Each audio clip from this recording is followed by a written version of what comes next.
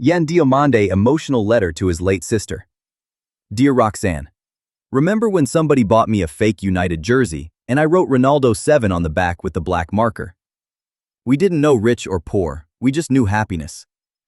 Remember 25 people sleeping in one house back in Abidjan, a TV room after midnight? I'd put the TV on real low, just like 2 volume bars. I'd watch football in the dark and dream. Remember when the adults saw me playing football in the dirt and nicknamed me Roberto Carlos because of how hard I would shoot?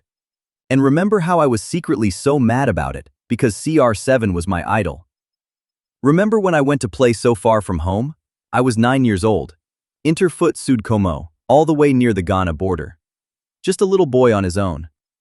I don't know if I ever told you this story, but me and the other kids used to go into the village and steal potatoes because we were so hungry.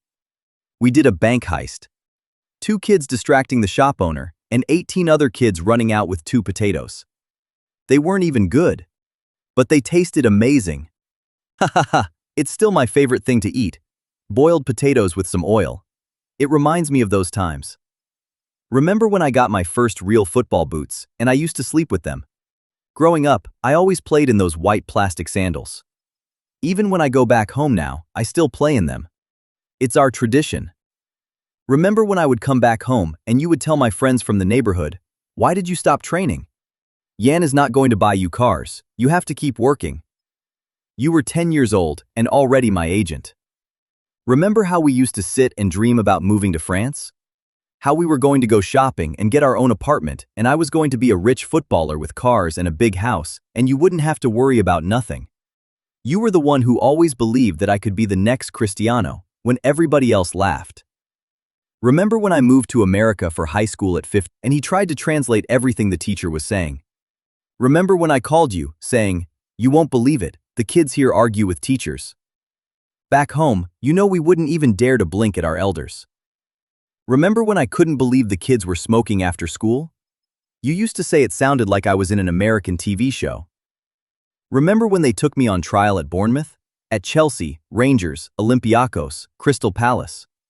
Eze and Elise even came up to me after one training and said, "Yo kid, you're really good." But they still didn't sign me. Even the B teams in the MLS didn't want me. I didn't even know why, they never gave me a reason. The adults handled everything. They just kept taking me all around Europe and everybody kept saying no.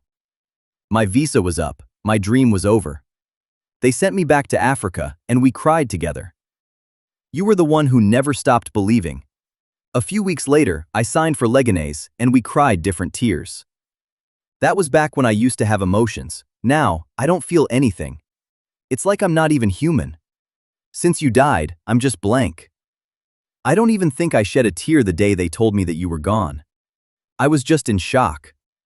It was a few weeks after I made my debut for Leganés, who makes their debut at 18 against Real Madrid. It was too crazy, it was a dream.